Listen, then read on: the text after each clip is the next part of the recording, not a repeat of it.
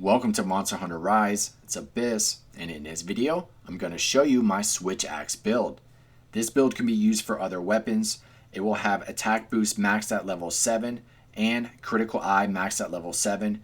My Affinity is at 90%. I'm trying to get it to 100%, but I'm having no luck with the Talismans. I will talk a little bit later in the video about the Talismans and some tips and tricks I recommend. There's a Reddit post out there that talks about it's better to have the attack boost at level 7 versus critical boost at level 3. But for this build, I will have the critical boost at level 1. Also, my defense is above 400. So I'm going to break everything down and we're going to start off with the armor pieces you want to get. Okay, so starting with our helm, our skill is going to be the attack boost level 1 and defensive boost level 1 along with the offensive guard.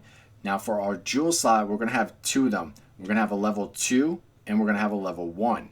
So that was what the bonus I was looking for, is having that jewel level 2. Moving on to the chest piece, and our skills are the evade window level 1 and critical eye level 2. That is the big one right there, is having the critical eye being at level 2. Now our jewel slots have two of them, but they're both at level 1. I kind of wish that one of them was at level 2, then this would have been a perfect piece of gear. But unfortunately, we just have two at level 1. Moving on to our arms, and our skills is the attack boost being at level 2. So this is another good one right here. Now for our jewel slot, we have one at level 2. So this is the main reason why I went with this armor piece versus another one, because I wanted that level 2 jewel. Moving on to our waist. So for this one, the two skills that I was looking for is the critical boost being at level 1 and the maximum might being at level 1. So with the might, when your stamina is full, you're going to get an extra 10% infinity. I'm going to try to get that to level 2, then I will have 100% infinity. Now with the critical boost, it is very difficult to get that on pieces of armor. There's only 3 that have it. But for this one real quick, the jewel slot is just only 1 at level 1. Now if you want to search for these skills, just hit the Y button and then you can see over to the left it'll say search and sort. So just select critical boost and it'll show you the 3 pieces of armors that have it. Unfortunately, early in the game, these are the only 3 that have it. Maybe later on in the future they'll probably have some more with it. But I went with this piece of gear because it has the critical boost and the maximum might. Alright, moving on to our last piece of gear. And our skills are attack boost level 2 and critical eye level 2. This is what's going to help us get our attack boost and critical eye max at level 7. Now this one is only going to have one jewel slot at level 1. Alright, so moving on to our weapon. So we're going to start over in the bone tree and then you're going to get the first 3 upgrades. Then you're going to move all the way down and get your first poison upgrade. And then you're going to move down one more and get the hidden axe 1. Move over to the right and then upgrade it to the hidden axe 2. And then upgrade it one more time until we get to the Knight Crescent. This is the weapon that you want to get. So if you notice, the attack damage is at 180. Sharpness is just a little bit into the white. Our affinity is at 40%. That is the main reason why I was able to get it all the way up to 90%. And then hopefully I'll eventually get it to 100. Our slot with the jewel is at level 2.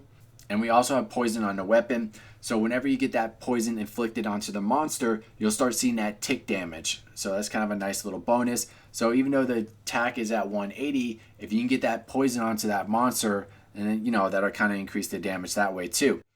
Now when you set the rampage skill, I went with the attack boost 3 because then it'll bring the attack up from 180 to 188. Now if you went with the affinity boost, it would have just brought the affinity up to 46, but I didn't think that was necessary. But if you wanted to add a little bit more poison to it, it would have went from 17 to 27. But for me, I felt the attack boost was better to have, so now our attack is at 188. Okay, so next is my talisman. So you can see my critical eye is at level 2, speed eating is level 1, and the poison attack is a jewel. This is a really good talisman that you can get from the melting pot. So let me show you a couple tips and tricks on how to get those. Okay, so you want to go to the marketplace, talk to him, and you want to select the section that's called Melding Pot. The first 3 on the list are going to be set talismans that you can get. So you want to select the 4th one once it becomes available, which is the mystery. And the way this works is the materials that you get from hunting monsters, you can add those to the pot, and then once you hit a certain amount of points, it's going to give you a random talisman. You could do 5 of these per order, so just keep adding all those materials until you get 5 of them, and then rinse and repeat and do another order. I like to have 10 of them, And then every time you complete a quest, it will complete one order, and then you'll have to complete another quest to complete the other. If you notice, the higher points come from the more difficult monsters like Star 7, Star 6. So you want to start farming the monsters that you feel more comfortable with defeating and getting as much material as you can possible. These are somewhat of a game changer when it comes to your build, because I got the Critical Eye 2. There was another one where I got Weakness Exploit 2. The main thing I'm trying to get is something like the Critical Boost, Maximum Might. You know, if I can get that on a Talisman, then I can kind of switch up the build a little bit and then easily get my Affinity to 100%. So you want to keep feeding the machine here and trying to get that Talisman that you want until you get the right one that will help your build out. Okay, now it's time to show you what jewels you're going to want to equip. So starting with the weapon, I have the Expert Jewel 2, which is Critical Eye. This is the main reason why I was able to get it to level 7. Next, for the helmet, I have Attack and I have Defense. Now you can switch the defensive out to whatever you want, but since it's a switch axe build and you're going to be very close to the monster, I want to be able to take some hits. So for the chest piece, I also have 2 more defensive jewel, and that's going to bring it to level 4. So this is what's going to bring my defense above 400. Next, I have the arms, and I have another attack jewel.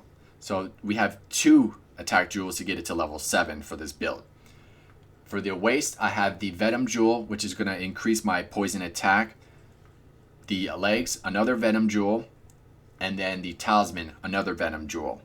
So that's how I was able to get the poison attack to level 3. So now let me just quickly break down what all those skills are going to give me. Okay, now I want to break down what we're getting out of all the skills. So with the attack boost being at level 7, we're getting plus 10% attack and a plus 10 bonus.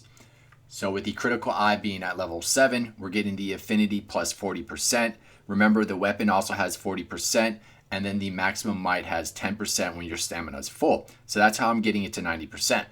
So with the defensive boost, I have it at level 4, and at level 4, we're going to get defense plus 5% and plus 20 bonus, and the all elemental resistance plus 3.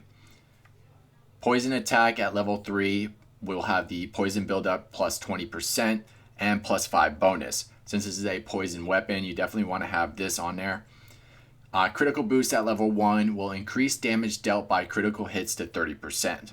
So I think that's very important for a critical build, getting that extra 30% damage. Maximum Might, what I just said a little bit ago, while active, increase Affinity by 10%. Now in order to activate it, your stamina needs to be full. Offensive Guard is just something I had on the build. Also with Speed Eating, Evade Window, and then Heroics, while active, increase defense by 50 points. And I believe it's somewhere where your health is lower than 35%.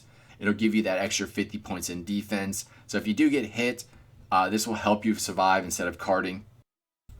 So next I want to talk about 2 skills that are really good for the switch axe and the main reason why I didn't go with them. So the one on the left is the Power Prolonger, and at level 3 it greatly boosts the duration of the weapons that are powered up. This is really good to have for the switch axe, but I did not go with this skill because of one reason, and that is the weapon that we have equipped, and I will showcase that weapon for you in just a bit. So the next one on the right is the Rapid Morph, and at level 3 it gives you speed plus 30% and then the morph attack plus 20%. So I actually put this on my build, which means I had to take off a little bit of the attack boost, and then I tried it with just a little bit of the Critical Eye off. And what I noticed is I'm still doing more damage with how my build is now versus putting the Rapid Morph on. So I didn't see a big value having this on, so I stuck with the way the build is now. Now the last and final reason is I'm somewhat lazy. So if I wanted to switch out my axe and then maybe put on the hammer or maybe the greatsword, the way I have this build set up now, I can easily switch weapons without having to change around my armor pieces. So I was looking to make a build that's more universal and that does a ton of damage. Next I want to talk about 4 items that you're going to want to place in your item pouch to increase your attack and to increase your defense. So the first one is the Powercharm. You're going to want to buy 2 of these from the marketplace. And then the next one is going to be the Armorcharm. You're going to want to buy 2 of these. Now the reason why you want 2 is because you can craft one of them into the Powertalon and then the other one into the Armortalon. So you're going to have those 4 items in your item pouch. So quickly go over to the marketplace right here. And then you scroll all the way to the bottom and you'll notice that the Powercharm right here, you're going to buy 2.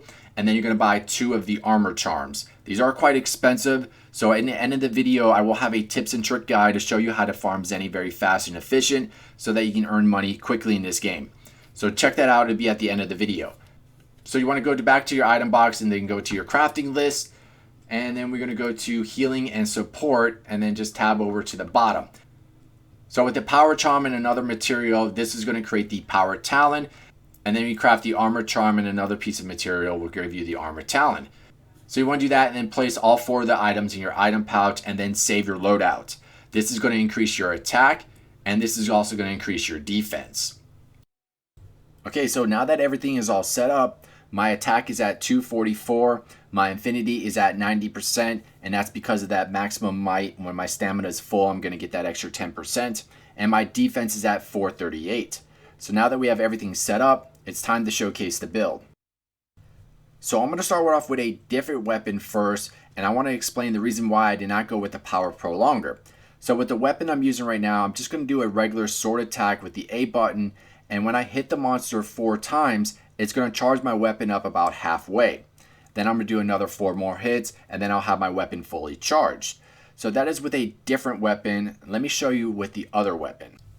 Alright, so here we go. We're just going to use the same moves. I'm going to do the sword attack. I'm going to hit A 4 times, and bam, my weapon is fully charged. I can go right into the element discharge, and just within that 10 seconds, I have my weapon fully charged and the element discharge. With the other weapon, it took 10 seconds and 8 hits to get that weapon fully charged.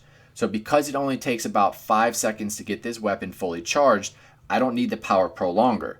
It's a lot easier attacking a monster for only 5 seconds and getting the weapon fully charged versus 10, right? If I had to wait 10 seconds to get a weapon fully charged, the monster's probably already bouncing around the map by now. But with this weapon, only 4 hits, 5 seconds, fully charged. So that is the main reason why I didn't go with the Power Prolonger. Okay, so next we're going to talk about what switch skills I recommend that you get.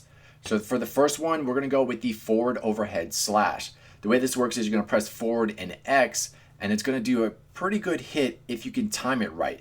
So I want to show you an example of that real fast.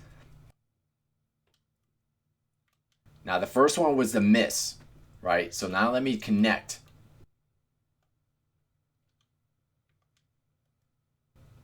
And see, with the connect, it does more damage compared to the previous one.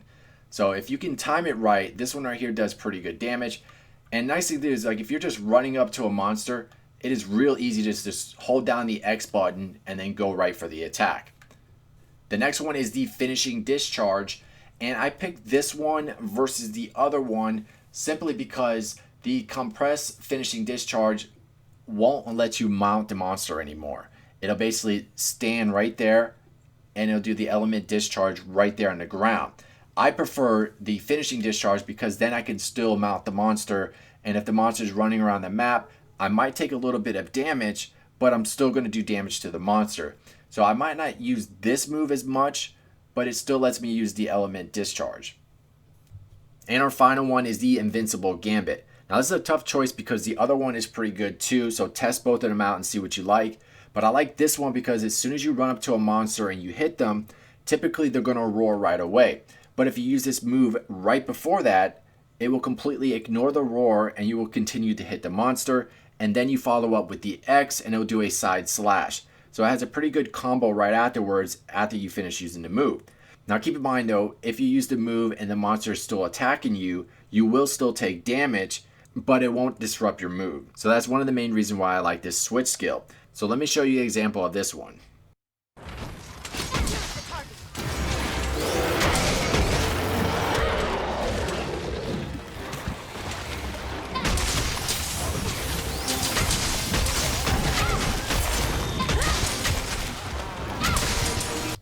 Okay, so we're going to finish this video off by just showing you some moves so you can check out the damage. Hopefully I went through everything so you can understand exactly how this build works. Now the only thing that might give you a little trouble is trying to get that talisman, but if you get something with critical boost on, then you can change the waist out for critical eye, which will most likely make this build better because then you'll be able to get the 100% affinity. Now I will have timestamps in this video just in case you want to jump to any part. Also remember to check out my tips and trick video, which is going to be at the very end. Early in the beginning, it will show you how to farm Zenny. Because you're going to need to fully upgrade all your gear, you're going to have to craft all the armor, weapons, and if you're testing other things out, you're most likely are going to run into Zenny issues. So check out that video, it'll be at the very end. Other than that, I hope y'all enjoy the video. Don't forget to like and subscribe and support the channel, and I will see you next time. Done for.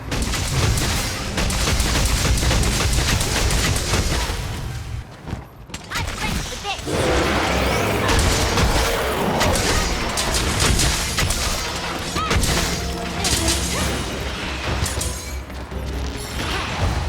Mounting the monster.